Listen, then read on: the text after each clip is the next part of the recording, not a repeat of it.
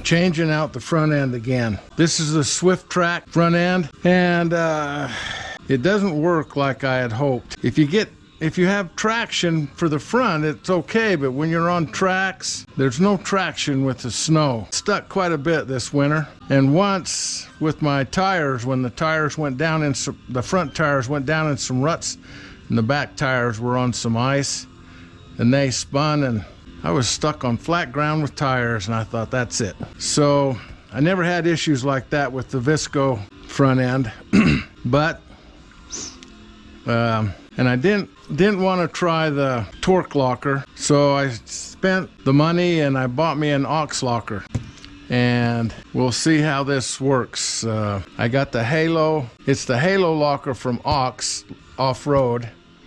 I got the Halo 30 OG with oversized Turner stage 2 axles. The axles will be here in a couple of days. So let's see what's in this box.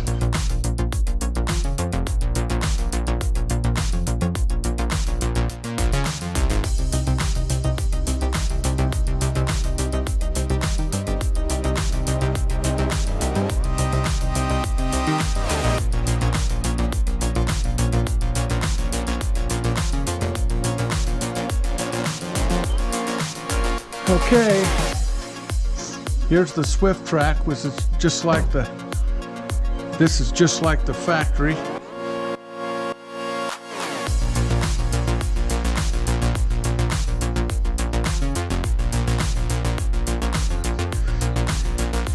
And here is the Halo locker, Halo 30.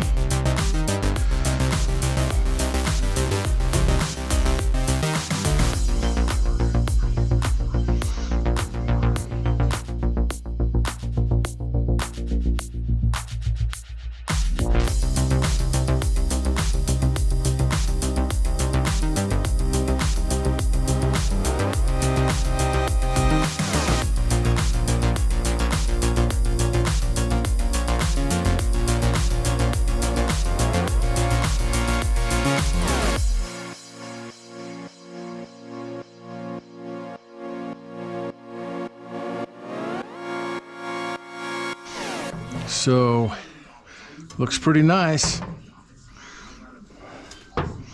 See how it goes in. You can see by looking at the axle size how much bigger the axles are going to be. Wow, that's quite a bit. Whew. Be nice. So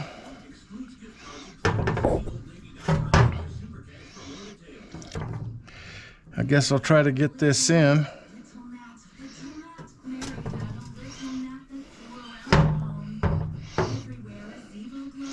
We'll go from there. Okay, here we go.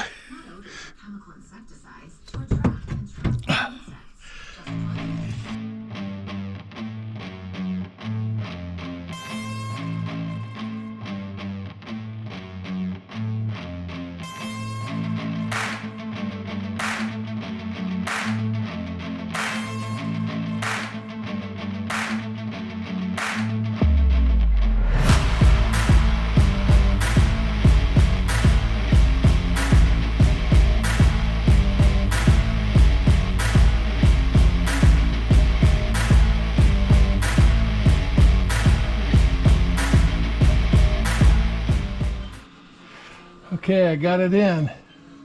It was a tight fit. I had to bend this out just a little to get the diff to go in, but it's in there.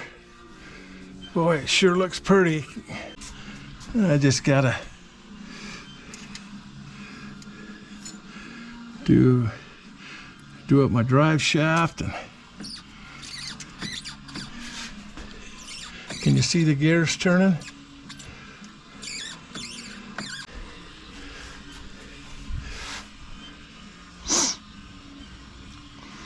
Gonna be nice. Well, let's see how this actuator thing's gonna go. There was a tab here for the brake line. I had to cut it off because it hit the cable.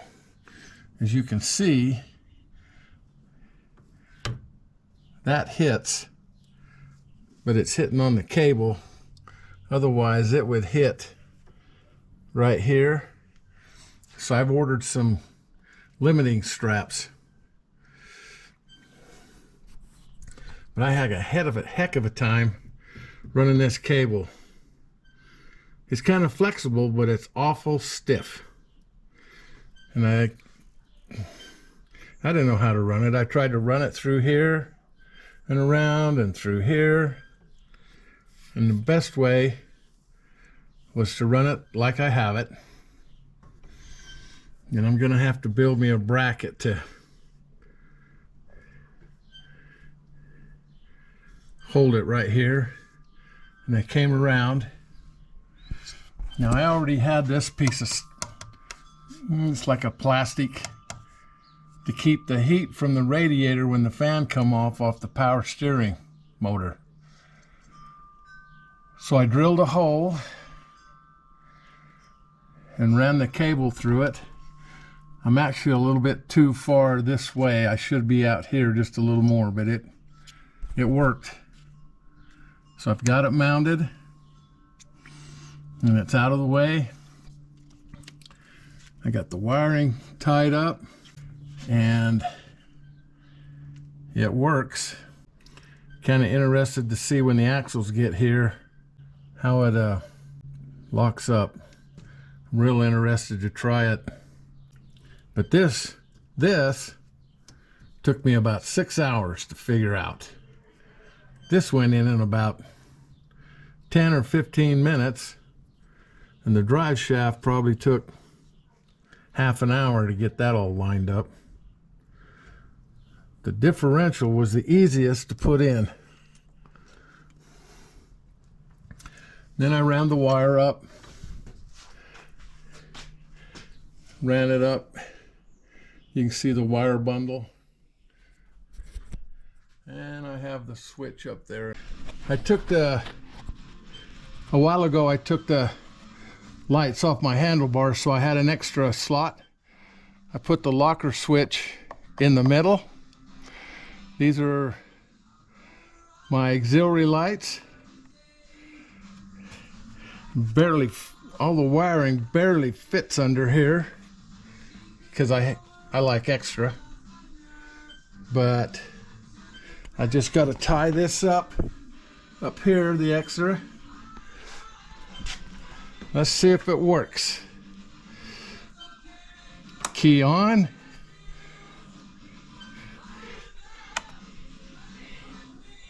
Driving lights on. Light bar on. Now let's see if the locker locks. Yep.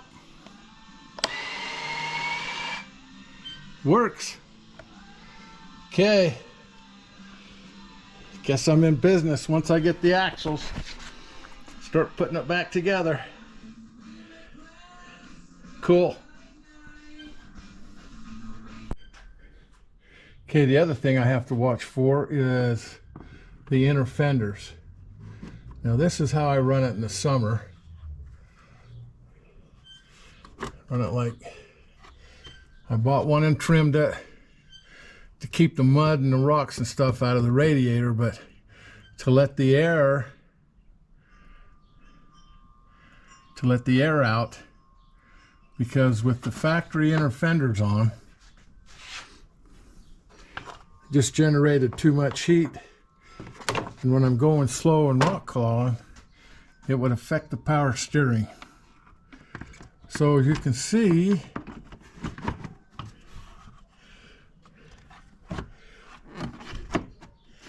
I had to trim right here for this.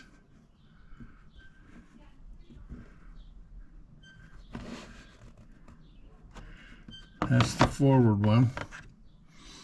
And then I was worried last night. I'm laying in bed thinking, oh, I hope the tires and the tracks don't catch this.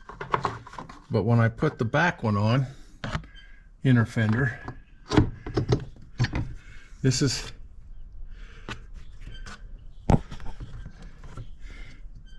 how it goes. And I had to trim it to clear the housing and stuff. I'd already cut a hole in it for this power steering heat sink. But as you can tell, the cable's inside the bottom of the inner fender, so it shouldn't affect it. Should be okay. But that's how I run it in the winter. And I'll probably make a flap to go over this in the winter to keep the snow out from going all over everything inside. But it's ready to, just waiting for the axles.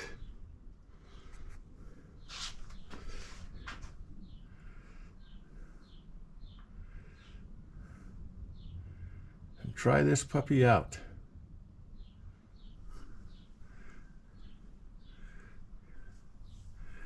Boy, that's pretty.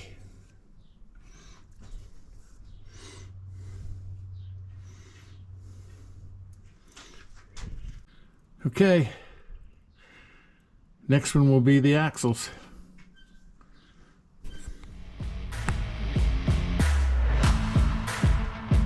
Well, it's been a few days since I started this project, and everybody's probably thinking, how come he's not making any videos? Well, this project isn't going like I'd hoped. Like I started out in the video, I took out the SwifTrack differential and put in a halo locker. Can you see that? Halo locker. And I got that installed easy. Then I had a little bit of a challenge getting the actuator and the cable ran. But I've got that, so that works. And then, I'm running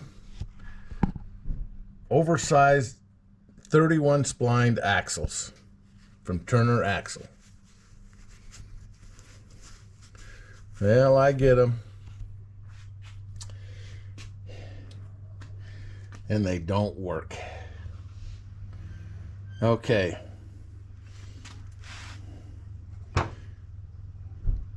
This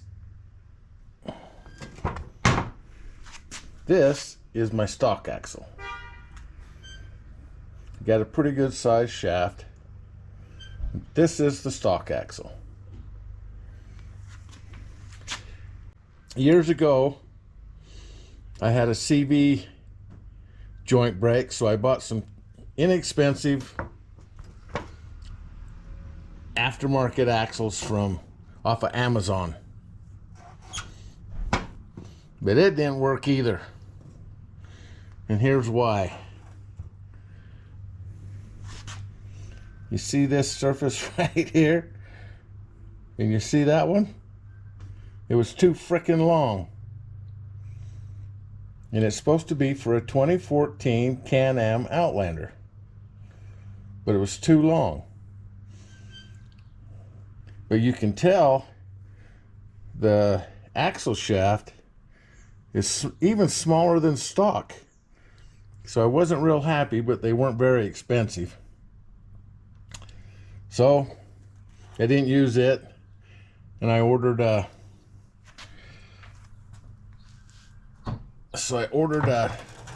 Super ATV axle for the front.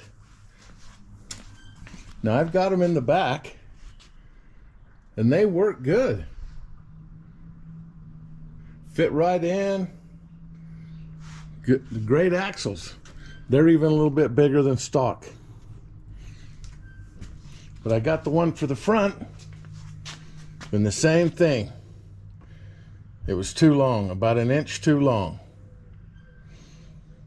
So I ordered a stock axle from the Can-Am dealer, and it went in and fit like a champ and has been working.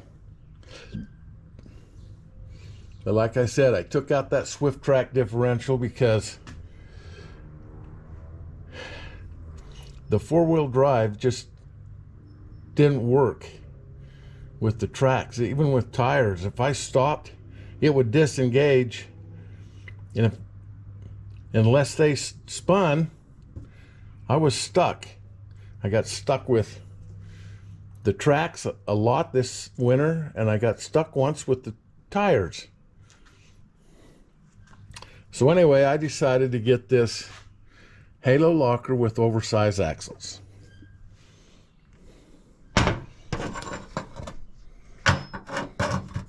So I get the Turner Eagle Stage 2 axles. And you can tell it's a lot bigger down here than stock. And I get it. I'm putting it in.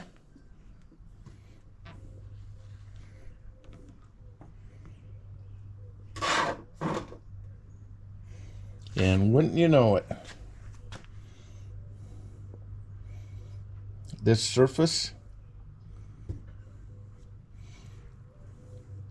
this is where the sill goes. It's an inch too long. It won't work. So I was talking to Turner late Friday afternoon, and they were going home for the day. And so nothing's going to happen until tomorrow, which is Monday. They're probably going to have to make me some custom axles. That's going to take 3 to 5 days. Then they're going to have to send them to me. That's going to take 2 to 3 days. So it's going to be at least a couple more weeks before I get my machine back together. I'm pretty frustrated, but it's typical for projects I seem to be doing. Every time I try to do something,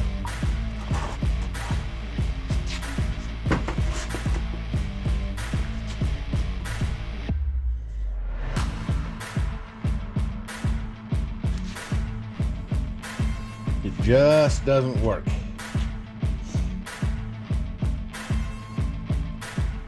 You can see how that's too long.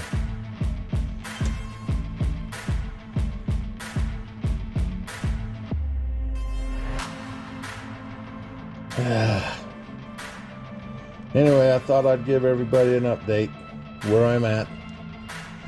And I started this video when I was doing all the install stuff. But I guess I'll come back later because it's probably going to be a couple weeks before I get new axles and can finish the project. Anyway, that's what's going on with me. I hope everybody else is having a good time. Also, I was hoping to get this done and put my 4-season tracks on and run up and check out the hard crusted snow. 2 more weeks, it'll all be melted, so I probably won't put my 4-season tracks on.